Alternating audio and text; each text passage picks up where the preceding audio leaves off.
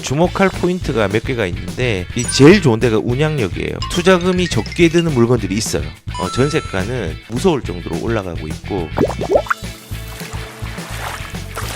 저는 개인적으로 이게 GTX D 노선이 김포로 가지 않는다고 하더라도 김포 쪽 같은 경우는 언젠가는 오를 지역이에요.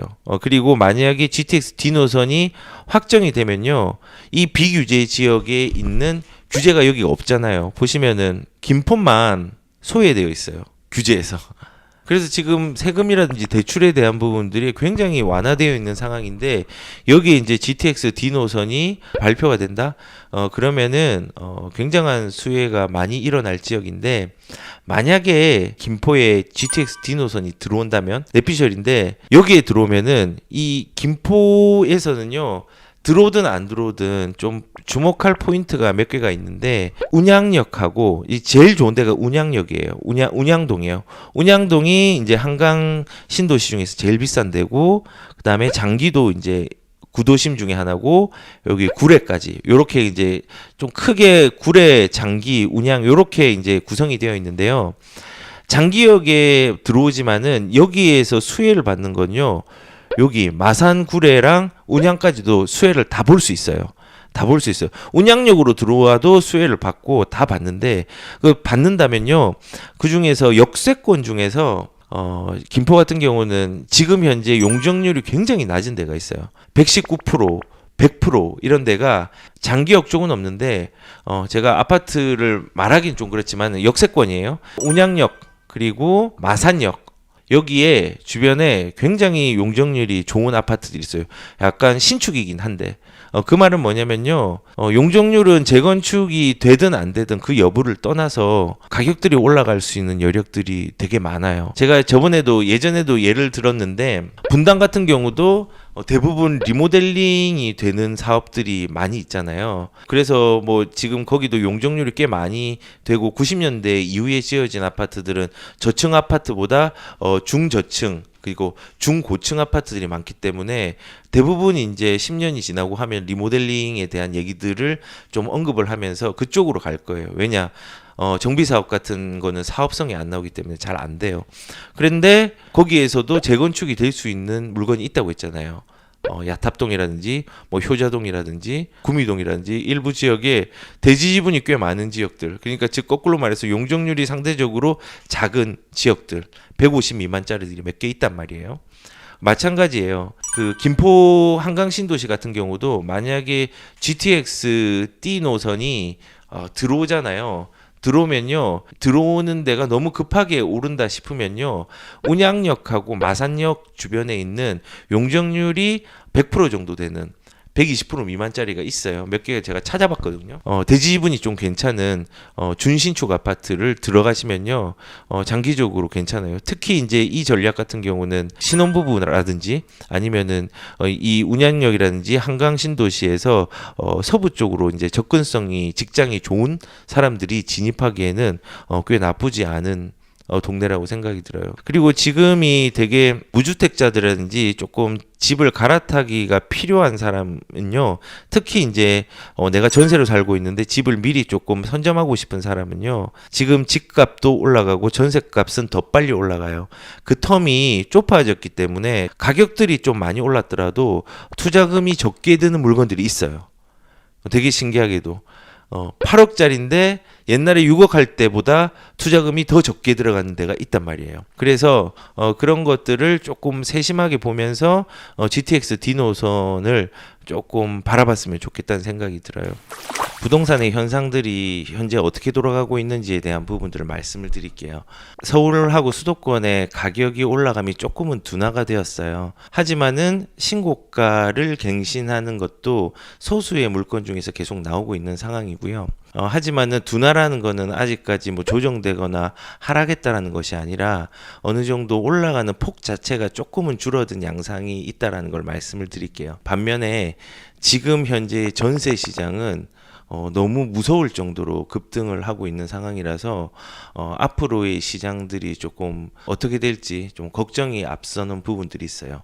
더불어서 지방 같은 경우도 사실은 매매, 전세, 분양 같은 경우도 조금은 키 맞춤을 하는 부분들이 많이 있어요. 예를 들어서 뭐 매매 같은 경우에는 충남 천안이라든지 충북 청주 같은 경우는 거의 12% 정도 한 8, 9월 달에 오른 것 같고요.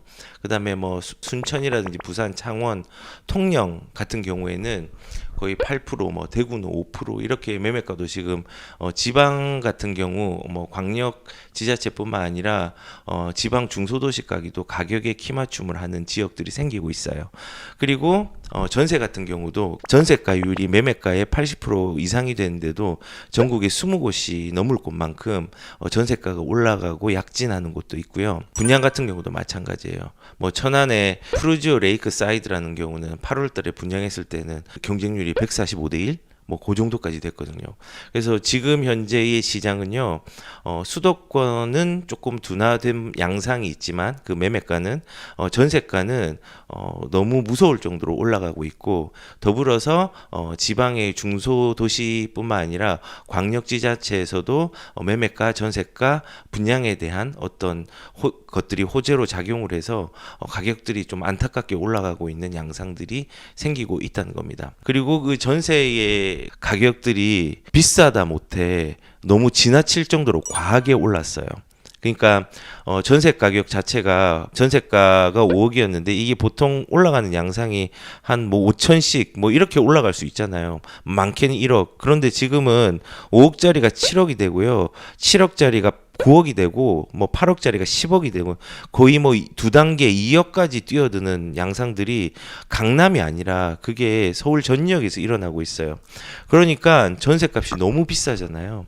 그래서 서울에 있는 사람들이 경기로 이사를 하는 행위들이 굉장히 많이 일어나고 있다라는 거예요. 이렇게 인구 이동 현상은요, 지금뿐만 아니라 앞으로도 심화될 것 같다는 생각이 듭니다.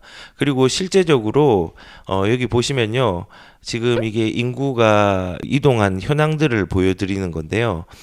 보시면은 물량이 많았던 강동구 쪽으로 어느 정도 유입된 게 많지만은 이런 하남이라든지 과천, 뭐 시흥, 뭐 인천은 자체적으로 많이 늘었고 김포 같은 경우는 비규제 지역이라서 많이 올라갔고, 그래서 대체적으로 가장 많이 오른 곳은 서울에서는 강동구지만은 나머지 구에서는 둔화되거나 굉장히 약해졌고, 하남이나 과천 뭐 요런 데서 크게 약진을 한 부분들을 좀 볼 수 있고요. 문제는 뭐냐면요, 이런 경기도에서도 전세 가격이 지금 올라가고 있다라는 게 문제죠.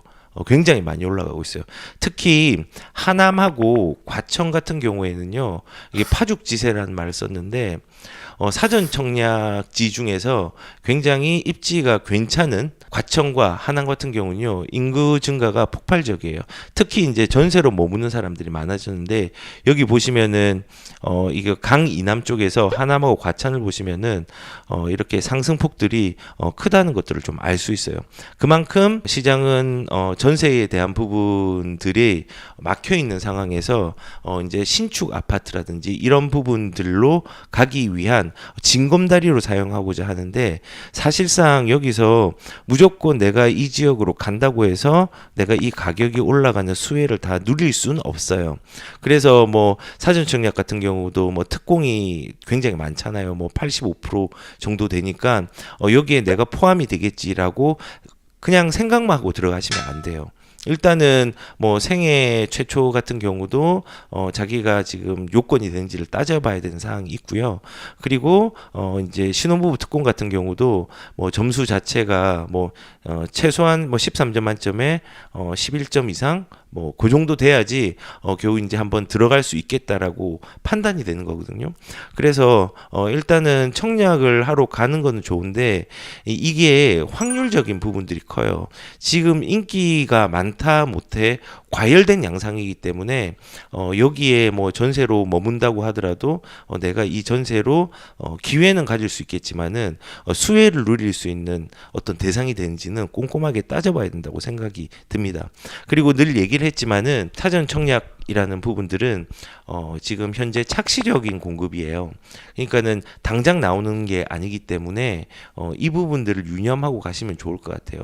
옛날에도 뭐 임대주택에 대한 부분뿐만 아니라 뭐 사전 청약을 해가지고 이 사전 청약된 게 뭐 10년 이상 뭐 끌어간 경우 있거든요. 그 얘가 가밀지구예요. 가밀지구. 가밀지구 같은 경우는 이번에 또 분양하는 게 아직 있잖아요. 그게 얘기가 나왔던 게 10년 전이에요. 토지 보상 문제도 굉장히 까다롭게 되어 있고 그 문제 해결하기 위해서 주민들이 얼마나 많이 싸우고 하면서 행정 절차가 지연되는 단계도 많았단 말이에요.